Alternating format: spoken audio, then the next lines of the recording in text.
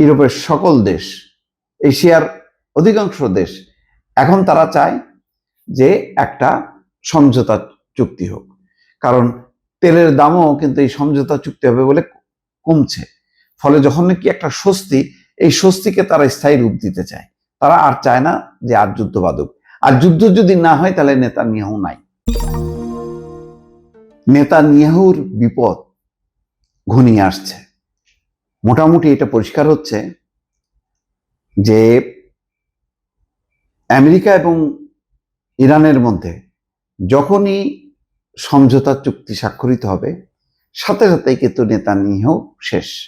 এবং এই চুক্তি যাতে না হয় সেই জন্য নানা রকম পরিস্থিতি তৈরি করছেন নেতানিয়াহু। একদিকে হুমকি দিচ্ছেন, নতুন করে গাজা ইস্যুটাকে সামনে আনছেন, 70% জায়গা তিনি দখল করবেন। অন্যদিকে দক্ষিণ লেবাননে এমন হামলা চালাচ্ছে যে ফ্রান্স আজকে আনুষ্ঠানিকভাবে তার পররাষ্ট্রমন্ত্রী বলেছেন যে নিরাপত্তা পরিষদের জরুরি বৈঠক ডাকতে হবে লেবানন ইস্যুতে। কেন? তার মাথা খারাপ হয়ে যাচ্ছে। মাথা খারাপ হয়ে যাচ্ছে এই কারণে, নেতানিয়াহু পরিষ্কারভাবে বুঝতে পারছেন বা দেখতে পাচ্ছেন যে সমঝোতা চুক্তির চূড়ান্ত পর্যায়ে।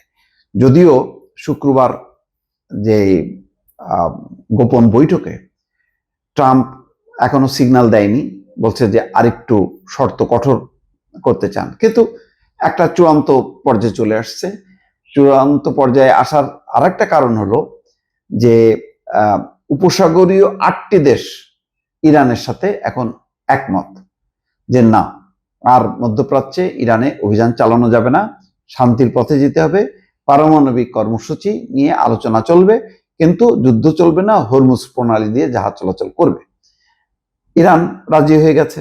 এখন যুক্তরাষ্ট্র বেকায়দায় পড়ছে, আর সবচেয়ে বেশি বেকায়দায় পড়ছে নেতানিয়াহু। কারণ দুই পক্ষের মধ্যে, অর্থাৎ যুক্তরাষ্ট্র এবং ইরানের মধ্যে যদি সমঝোতা চুক্তি হয় তাহলে আর নেতানিয়াহুর কোনো প্রভাব থাকবে না এবং মানে তার অবস্থানই থাকবে না। যে এই এত বড় যুদ্ধ যেখানে ইসরায়েলের পার্টিসিপেশন আছে, সেখানে দুই দেশের মধ্যে চুক্তি হলো, এখানে ইসরায়েল কই? তার মানে নেতানিয়াহু যে মানে প্রভাবটা ছিল, সেই প্রভাবটা এখন একেবারে তলানিতে যে ঠেকবে। এবং যেটা ধারণা করা হচ্ছে যে যেহেতু নির্বাচন আসন্ন ইসরায়েলের, তাহলে নেতানিয়াহু প্রয়োজনীয় সংখ্যাগরিষ্ঠতা অর্জনে ব্যর্থ হতে পারে। এই যে তার ক্ষমতা হারানোর ভয়ে সে এখন জোরালো করছে হামলা গাজাতে এবং দক্ষিণ লেবাননে। এখন ইরানে তো যুদ্ধ করতে পারতেছে না, কারণ ইরানে যুদ্ধ করতে গেলে যুক্তরাষ্ট্রের অনুমতি লাগবে, আর যুক্তরাষ্ট্র তো এখন ইরানের সাথে সমঝোতার দিকে যাচ্ছে। সুতরাং নেতানিয়াহু তার বিপদ টের পাইছে, বলা যায় বিপদের ঘন্টা বাজতে শুরু করছে। কোনো উপায় নেই, কারণ সারা বিশ্ব, ইউরোপের সকল দেশ, এশিয়ার অধিকাংশ দেশ এখন তারা চায় যে একটা সমঝোতা চুক্তি হোক, কারণ তেলের দামও কিন্তু এই সমঝোতা চুক্তি হবে বলে কমছে।